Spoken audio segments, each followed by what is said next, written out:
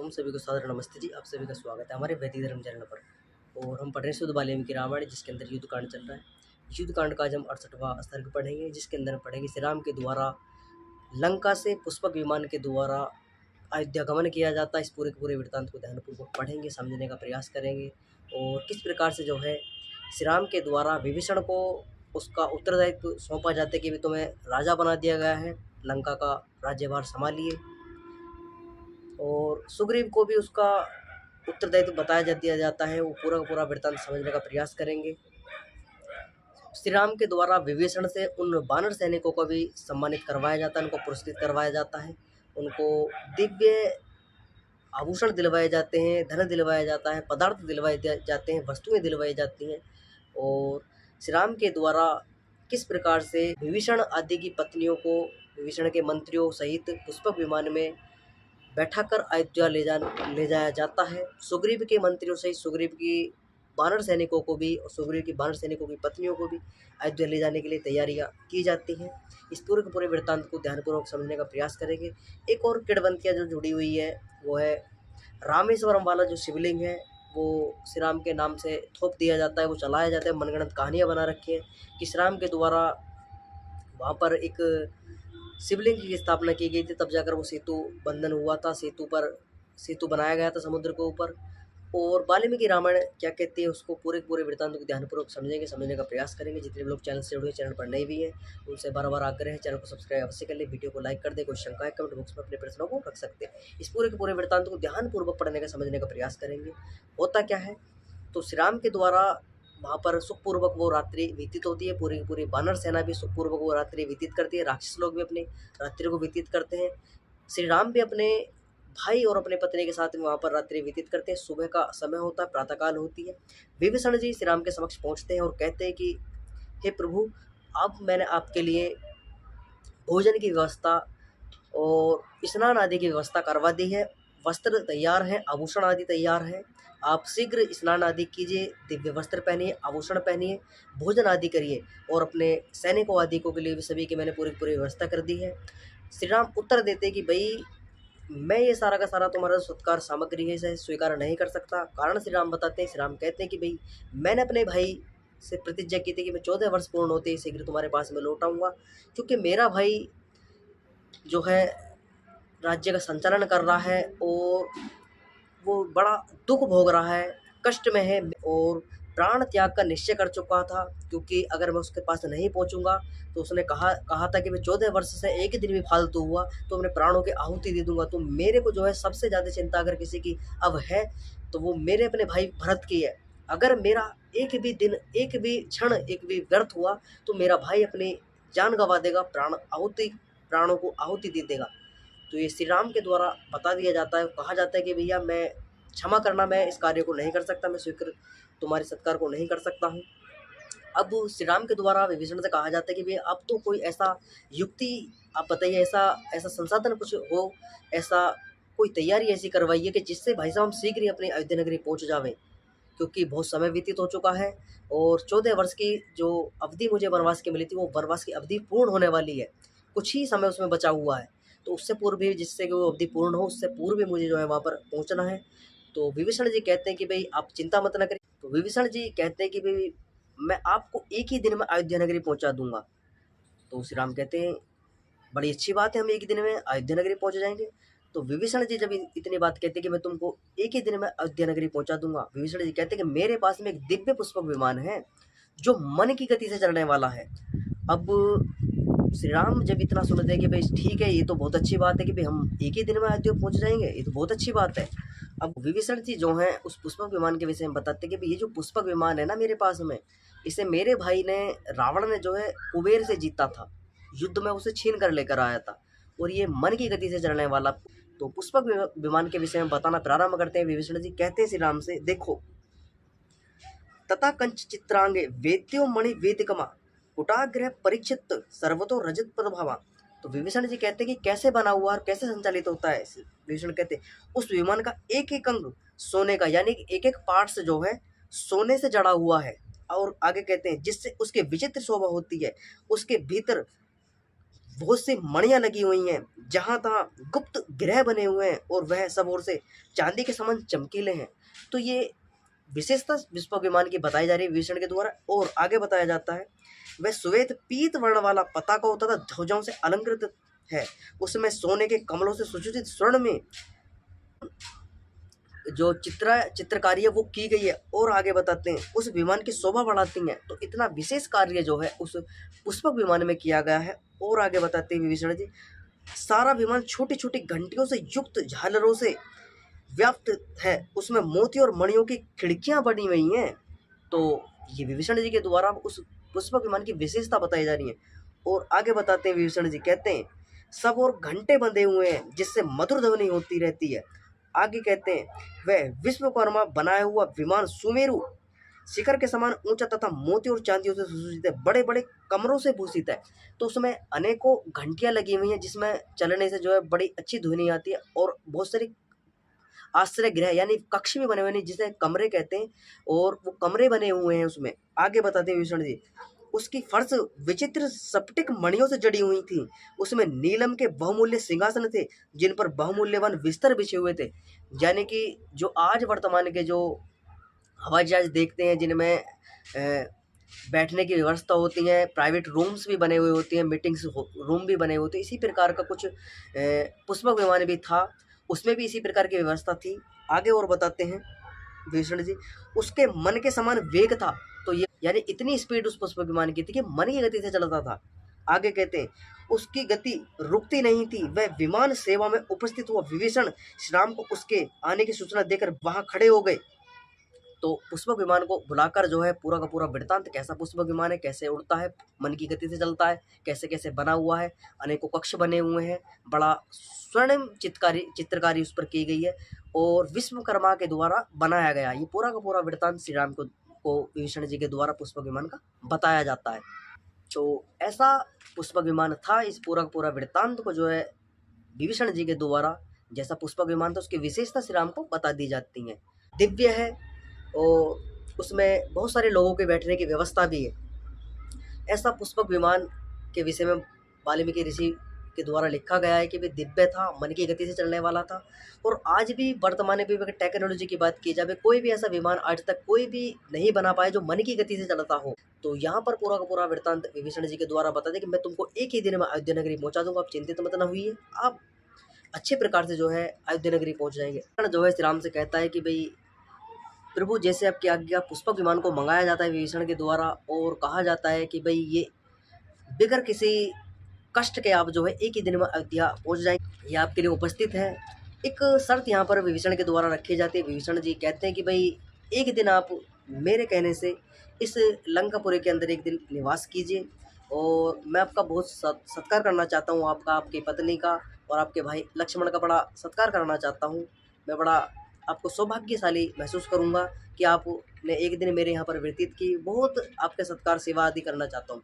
श्री राम के द्वारा मना कर दिया जाता है कि भैया मैं नहीं तुम्हारी सत्कृत्य को इसे स्वीकार कर सकता, क्योंकि मेरे पास में एक एक क्षण, एक एक पल जो है बड़ा कीमती है, मुझे शीघ्र ही समय से पूर्व जो है अपना भाई के पास में पहुँचना है, मना कर दी जाती है। जब श्री राम के द्वारा ऐसा कहा जाता है कि भाई मैं अपने तुम्हारी स्वीकृति, इसे आदर सत्कार को स्वीकार नहीं कर सकता हूँ, तो जब विभीषण ने इस प्रकार कहा तो श्री राम जो है राक्षसों और वानरों को मध्य जो है कहते कि भाई आपने जितना भी हमारी सहायता, हमारी सेवा इतनी की है, बहुत सम्मान आपने दिया हमको, भी आपका बहुत बहुत धन्यवाद। आपने हमारी सहयोग किया, आपने हमारी सेवा की, सत्कार किया, बहुत बहुत धन्यवाद। आगे श्री राम कहते हैं कि भाई क्योंकि ये सारा का सारा जो आपने सत्कार सेवा का कार्य किया है बहुत अच्छा किया है, अब जो है मेरा मन जो है अयोध्या नगरी जाने के लिए उतावला है। अपने भाई को देखना चाहता हूँ, अपनी माताओं का दर्शन करना चाहता हूँ, मेरी नगरी कैसी है, मेरी माताएं किस हाल में, मेरा भाई किस हाल में है, और जो मैंने प्रतिज्ञा दी है उसे पूर्ण करना चाहता हूँ। अब तो आप जल्दी से जल्दी जो है पुष्पक विमान का जो है प्रबंध कर दीजिए बस, और हमें यहाँ से जाने की आज्ञा दीजिए।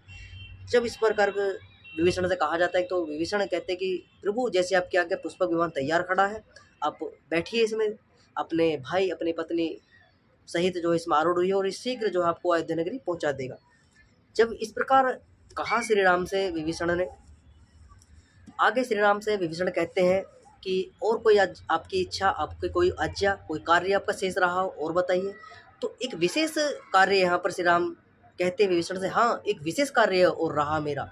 वो क्या है कि ये जो सारे के सारे वानर सैनिक खड़े हैं ना, और ये तुम्हारे मंत्रीगण हैं, इन सभी लोगों को सम्मानित करो, इनको पुरस्कार दो। क्यों दो, क्यों सम्मानित करो, क्यों पुरस्कार दो? क्योंकि इन लोगों के कठिन परिश्रम के कारण ही हमने लंकापुरी को विजय प्राप्त की है, और इन्हीं के कारण तुम राजा बने हो, तो तुम्हारा उत्तरदायित्व बनता है।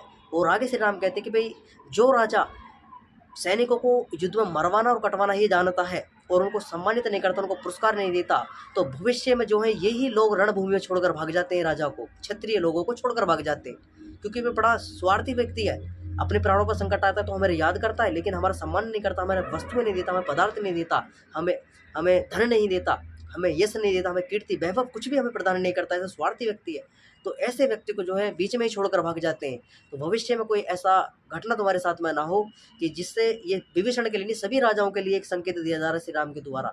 ये बातें बताई जा रही है कि भाई किस प्रकार से सम्मानित करना चाहिए सेना को, जिससे भविष्य में भी अगर कोई इस प्रकार की आपत्ति विपत्ति आती है, सेना जो है पुनः मुकाबला करने के लिए, शत्रु सेना पर आक्रमण करने के लिए तैयार रहे। तो विभीषण के द्वारा सभी वानर सैनिकों को, राक्षसों को सम्मानित किया जाता है, उनको पुरस्कार दिया, उनको धन दिया जाता है, उनको यश कीर्ति वैभव सम्मानित किया जाता है। तो उसके बाद जो है जब सत्कार सम्मान उनका हो जाता है वानर सैनिकों का, श्री राम सीता लक्ष्मण जो है पुष्पक विमान में जाके बैठ जाते हैं और जाने की आज्ञा मांगते हैं विभीषण से कि भाई तुम्हारा बहुत बहुत धन्यवाद और हम जाने के लिए तैयार हैं। अब यहाँ पर जो विभीषण है और सुग्रीव जी जो हैं, उनको उनका जो उत्तरदायित्व था वो बताया जाता है कि भाई तुम राजा बना दिए गए हो। विभीषण से कहा जाता है कि तुम लंका के राजा बना दिए गए हो, और अब किसी प्रकार का तुम्हें कष्ट, किसी प्रकार का दुख, शत्रु का भय, किसी भी प्रकार का भय तुम्हें नहीं है। अच्छे प्रकार से अपने राज्य का संचालन करो। और ऐसा ही आदेश सुग्रीव को भी दिया जाता है कि भाई तुम भी स्वतंत्र हो, तुम दोनों के दोनों लोग, तुम भी अपनी सेना को लेकर जो है वानर सैनिकों को लेकर अपनी किष्किंधा नगरी लौट जाओ और पूर्वक अपने राज्य का संचालन करो। किसी प्रकार का कष्ट, किसी प्रकार के दुख अब तुमको भी नहीं है। तुम भी किष्किंधापुरी के राजा बना दिए गए, बाली का वध कर दिया गया था, और स्वयं के व्यक्ति तुम हमको लगे तो तुमको राजा बना दिया गया। दोनों के दोनों उत्तरदायित्व का समझा दिया जाता है, दोनों का जो उनका कार्य था वो भी बता दिया जाए कि दोनों को राजा बना दिया गया है। अब यहाँ पर जो है लोग हैं, विभीषण है, सुग्रीव हैं, वानर सैनिक हैं, और विभीषण के जो मंत्री राक्षस हैं, वो श्री राम से प्रार्थना करते हैं और कहते हैं किस प्रकार से कि भाई श्री राम, हम भी आपके साथ में अयोध्या नगरी चलना चाहते हैं, और अयोध्या नगरी जाकर आपका राज्याभिषेक देखना चाहते हैं, आपकी माताओं के दर्शन करना चाहते हैं, कुछ समय जो है हम अयोध्या नगरी के अंदर व्यतीत करना चाहते हैं। तो जब श्री राम से इस प्रकार कहा जाता है कि श्री राम कह रहे अरे बड़ी अच्छी बात है, मैं अपने मित्रों के साथ में यात्रा करूँगा, इससे अच्छा तो मेरे लिए कोई सुखी का पल नहीं है, खुश होने का कोई पल ही नहीं है मेरे लिए। बहुत अच्छा, जैसा आप चाहते हो वैसा ही होगा। तो विभीषण और सुग्रीव आदि से कहा जाता है कि भी विभीषण से भी कहा जाता है कि अपने मंत्रियों और अपने परिवार आदि को भी साथ ले लो, अपनी स्त्रियों को भी साथ ले लो। तो अपने मंत्रियों के स्त्रियों को, अपने स्त्रियों को विभीषण आदि जो अपने परिवार आदि को लेकर विमान में आरूढ़ होते हैं, और सुग्रीव को भी आदेश दिया था कि भैया तुम भी अपने मुख्य वानर सैनिक जो हैं इनको साथ ले लो, जो सेनापति हैं सभी लोग जो है अपने विमान में आरूढ़ हो जाओ, और जो बाकी शेष सेना बची हुई है ये शीघ्र जो है पैदल जो है किष्किंधा नगरी पुनः अपने गंतव्य स्थान पर पहुंच जाए, ऐसा आदेश दिया जाता है। सभी के सभी लोग जो है पुष्पक विमान में आरूढ़ होते हैं, बैठते हैं। पुष्पक विमान जो है अपने आकाश में यात्रा करना प्रारंभ करता है, उड़ता है। अब श्री राम के द्वारा वो पूरा का पूरा वृत्तांत जो है बताया जाता है, वो दिग्दर्शन कराया जाता है श्री राम के द्वारा कि भाई कहाँ हमने जो है इस यात्रा को कैसे हम यहाँ लंकापुरी पहुँचे, पूरा का पूरा वृत्तांत बताया जाता है। कैसे हमने जो है इस लंकापुरी को विजय किया वो भी बताया जाता है, किसके साथ में युद्ध हुआ वो बताया जाता है। अब श्री राम के द्वारा जब पुष्पक विमान आकाश में उड़ता है, आकाश में उड़ते हुए श्री राम के द्वारा जो लंकापुरी है उसका विषय में बताया जाता है कि भाई देखो ये त्रिकुट पर्वत पर जो बसी हुई लंका नगरी बड़ी दिव्य भव्य दिखाई दे रही है, और विश्वकर्मा द्वारा बनाई हुई है। और ये जो कीचड़ हुआ दिख रहा है तुम्हें, रक्त से, मांस से, यहाँ पर अनेकों राक्षसों का, अनेकों वानरों का यहाँ पर वध हुआ है, और यहीं पर रावण मारा गया है, यहीं पर जो है कुंभकर्ण मारा गया, यहीं पर अतिकाय आदि मारे गए, यहीं पर उसका पुत्र इंद्रजीत मारा गया। यहाँ पर जो है बहुत सारे वानर सैनिकों का जो सैनिक थे उनका भी वध हुआ है, और रावण के जो सेनापति थे, रावण के जो सैनिक थे, मित्र थे, बंधु थे, पुत्र थे, वो सभी के सभी यहाँ पर मारे गए। पूरा का पूरा वृत्तांत बताया जाता है, और बताया जाता है श्री राम के द्वारा कि भाई जो लंका का किनारा देख रहे हो ना समुद्र का, लंका से लगा हुआ, यहीं पर हमने एक रात्रि व्यतीत की थी, यहीं पर हमने पड़ाव डाला था एक रात, और यहीं से लंका की हमने गतिविधियों को जाना था आगे। और श्री राम के द्वारा बताया, ये जो समुद्र दिखाई दे रहा है ना, तो मैं इसमें विशाल सीपियाँ भरी हुई हैं, मोतियाँ हैं, अनेकों प्रकार के जलीय जीव दिखाई दे रहे हैं। इसी समुद्र पर हमारे सेतु निर्माण किया था, एक नल नामक जो सैनिक था हमारा, उसके द्वारा इस पर सेतु बंधन किया गया था। और बताया जाता है कि जो हम पर यहीं पर जो है परमपिता परमात्मा विभु, परमपिता परमात्मा सर्वव्यापक विभु महादेव की कृपा हुई थी। तो जो लोग ये कहते हैं कि भैया शिवलिंग आदि की वहाँ पर स्थापना की गई थी श्री राम के द्वारा, वो कहते हैं विभु सर्वव्यापक। अब भैया महादेव तो एक स्थान पर रहने वाले थे, जो जो कैलाशपुरी में रहते थे, यानी कैलाश पर्वत पर रहते थे, वो तो भैया एक स्थान पर रहने वाले थे, वो सर्वव्यापक थोड़ी ना है, वो तो मनुष्य ही थे, वो तो राजा थे कैलाश के, तो वो नहीं, सर्वव्यापक विभु ईश्वर की यहाँ पर बातें की गई हैं श्री राम के द्वारा कि विभु महादेव की हम पर कृपा हुई थी, उन्हीं के आशीर्वाद से हमने यहाँ पर 3 रात्रि 3 दिन यहाँ पर व्यतीत किए थे। और उन्हीं की कृपा से जो है नल नामक व्यक्ति ने, जो सैनिक था हमारा, उसने हमें बताया कि भी मैं सेतु बांधना जानता हूँ, सेतु बांधा, और उसी के कारण जो हमने तुम्हें पुनः प्राप्त किया, और सेतु बंधन के हम लंका में प्रविष्ट हुए, युद्ध हुआ, रावण मारा गया, तुम्हें प्राप्त कर लिया। उसके बाद में यात्रा आगे बढ़ती है। अब श्री राम जो है पुष्प विमान के द्वारा किष्किंधा नगरी पहुंचते हैं, और श्री राम कहते हैं सीता से कि भी देखो, ये दिव्य भव्य जो किष्किंधापुरी नगरी दिखाई दे रही है, यही सुग्रीव की किष्किंधा नगरी है, यहीं पर मैंने बाली का वध किया था। और जब इतना कहा जाता है, सीता जी कहते हैं कि अच्छा, तो मेरी एक इच्छा है प्रभु, मैं जो है अयोध्या नगरी में सुग्रीव की पत्नियों सहित और मुख्य वानर सैनिक जो है, इनकी पत्नियों सहित अयोध्या नगरी जाना चाहती हूँ। श्री राम के द्वारा आदेश, जैसा आपकी इच्छा वैसा ही होगा। तो श्री राम सुग्रीव को आदेश देते कि भैया शीघ्र विमान वहाँ पर उतारा जाता है, लैंडिंग करवाई जाती है विमान के किष्किंधा नगरी में। और सुग्रीव को आदेश देते कि भैया जाओ शीघ्र अपनी पत्नियों आदि को तैयार करो, मुख्य सेनापतियों को भी, जो पत्नियाँ, उनको भी आदेश देते कि तुम भी जाओ भैया, अपनी अपनी पत्नियों को तैयार करो और शीघ्र आओ, और हमें जल्दी चलाना है। तैयार होते हैं, और तैयार होकर सभी के सभी जो है किष्किंधा नगरी के जो वासी थे और जो मुख्य वानर सैनिक थे, उनकी पत्नियां सभी के सभी आरूढ़ होते, पुष्पक विमान में बैठते हैं और यात्रा आगे बढ़ती है। अब पुष्पक विमान को कहाँ पर लेकर पहुंचा जाता है? ऋषिमुख पर्वत पर। अब ऋषिमुख पर्वत पर पहुंचते हैं श्री राम, कहते हैं कि भाई यही ऋषिमुख पर्वत है, यहीं पर मेरी सुग्रीव से भेंट हुई थी, यहीं पर मित्र संधि हुई थी, यहीं पर मैंने बाली को मारने की प्रतिज्ञा की थी। तो पूरा का पूरा वृत्तांत बताया जाता है। तो यात्रा थोड़ी आगे बढ़ती है, तो श्री राम के द्वारा उस पंपा सरोवर के विषय में बताया जाता है। श्री राम कहते कि भाई देखो, ये जो विशाल सरोवर देख रहा है ना, यहीं पर मैंने तुम्हारे लिए विलाप किया था, और यहीं पर धर्म आचरणी सबरी से मेरी भेंट हुई थी। यात्रा और आगे बढ़ती है। देखो, अब यात्रा आगे बढ़ती है, श्री राम के द्वारा कहा जाता है कि भाई देखो, यही पंचवटी में पहुंच चुके हैं हम। यहीं पर जो है जटायु नामक जो व्यक्ति थे, जो राजा थे, उन जिन्होंने तुम्हारी रक्षा की थी, जो रक्षा में रावण से युद्ध भी लड़ा था, उनका वध यहीं पर हुआ था। ये वट वृक्ष दिखाई दे रहा है, यहीं पर उनका निवास स्थान है। तो जटायु का निवास स्थान भी दिखाया जाता है। यात्रा और आगे बढ़ती है। आगे कहते हैं श्री राम, यहीं पर मैंने खर दूषण आदि का वध भी किया था, तिरसरा यहीं पर मारा गया था। आगे यात्रा बढ़ती है। श्री राम दिखाते कि भी देखो, ये पंचवटी का स्थान आ चुका है। अब पंचवटी वही जहाँ पर हमारा आश्रम था, जहाँ पर हम सुखपूर्वक अपने दिन व्यतीत कर रहे थे, यहीं से दुरात्मा रावण ने तुम्हारा अपहरण कर लिया था, और बोला तो तुम्हें जबरदस्ती ठाकर अपहरण कर तुम्हें लंका में लेकर गया था। पूरा का पूरा वृत्तांत बताया। यात्रा और आगे बढ़ती है। अब श्री राम के द्वारा बताया, यही देखो, ये आगे गोदावरी नदी है, और यहीं पर महर्षि अगस्त का आश्रम है, अगस्त ऋषि का आश्रम दिखाया जाता है। यात्रा और आगे बढ़ती है। और आगे कहा जाता है श्री राम के द्वारा सीता से, देखो यही सर्वंग ऋषि का आश्रम है। आगे यात्रा बढ़ती है। यहीं पर मैंने विशाल शरीरधारी व्राध नामक जो राक्षस था, उसका वध किया था। यात्रा और आगे बढ़ती है। आगे यात्रा बढ़ती है। अब श्री राम के द्वारा बताया जाता है कि देखो, ये जो सामने आश्रम दिखाई दे रहा है ना, यहीं पर महर्षि अत्रि रहा करते हैं। यहीं पर तुम्हारी भेंट माता अनुसुईया से हुई थी, जो उनकी पत्नी थी अनुसुईया, उनसे तुम्हारी भेंट हुई थी, और यहीं पर हमने एक दिन व्यतीत किया था। तो यात्रा और आगे बढ़ती श्री राम कहते कि देखो, अब ये जो आगे दिखाई दे रहा है, यही चित्रकूट पर्वत है, यहीं पर हमने कुछ समय व्यतीत किया था। आगे आगे यात्रा बढ़ती है। श्री राम कहते देखो, ये रंग बिरंगे पुष्पों से, वृक्षों से भरे हुए, मध्य बहती हुई यमुना दूर से ही दिखाई दे रही है। तो प्रयाग पहुंच जाते हैं श्री राम, और यमुना का किनारा दिखाई देता है, वन दिखाई देते हैं, और बताया जाता है सीता को, हम यमुना का जो किनारा दिखाई दे रहा है ना, बड़े बड़े वृक्ष दिखाई दे रहे, वन उपवन दिखाई दे रहे।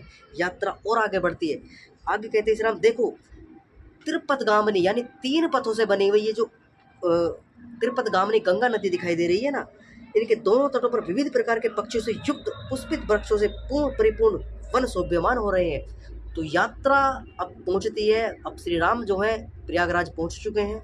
आगे देखो यहाँ से श्रीवेंगपुर भी दिखाई दे रहा है। तो श्रीवेंगपुर यह वही स्थान है जहाँ पर मेरी भेंट मेरे मित्र गुहा निषाद राज गुहा से हुई थी। पूरा का पूरा वृत्तांत बताते सीता को श्रीवेंगपुर स्थान दिखाए। अब हम अंदाजा लगा सकते हैं कि पुष्पक विमान कितनी ऊंचाई पर होगा कि भाई एक ही स्थान से दूर दूर के जो स्थान थे, चित्रकूट पर्वत भी दिखाई दे रहा है, श्रीवेंगपुर भी दिखाई दे रहा है, सब कुछ पूरा का पूरा स्थान उनको दिखाई दे। यात्रा जब और आगे बढ़ती है, अब यहाँ पर श्री राम के द्वारा बताया जाता है कि देखो विविध प्रकार के सतत पुष्पित वृक्षों वाले उद्यानों से शोभित यह मेरे पिता की राजधानी अयोध्यापुरी दिखाई दे रही है। तो प्रयागराज से ही अयोध्यापुरी भी दिखाई दे रही थी उस पुष्पक विमान पर बैठे हुए। आगे कहते श्री राम के मुख से अयोध्यापुरी का नाम सुनते समस्त वानर विभीषण उचक उचक कर उस सुंदर अयोध्यापुरी को देखने लगे। तो सभी के सभी उतावले हो जाते हैं, वानर सैनिक भी और जो सेनापति थे, विभीषण के मंत्री विभीषण आदि, विभीषण की स्त्री, सुग्रीव की स्त्री, सुग्रीव के मंत्रियों की स्त्री, सभी लोग जो है बड़े उत्साह करते हैं कि भाई जिस अयोध्या को नगरी को हम देखना चाह रहे थे, अरे वो तो आकाश से ही दिखाई दे रही। तो प्रयागराज पहुंचते पूरा का पूरा वृत्तांत यहाँ पर हमने समझा सुना। और एक रात्रि जो है भारद्वाज ऋषि के आश्रम में व्यतीत की जाती है। उस पूरे वृत्तांत को कल आने वाली कक्षाओं के अंदर आगे हम पढ़ेंगे। ये पूरा वृत्तांत हमने ध्यानपूर्वक पढ़ा, समझा, सुना, किस प्रकार से जो है श्री राम के द्वारा पुष्पक विमान से वो दिव्य यात्रा की जाती है।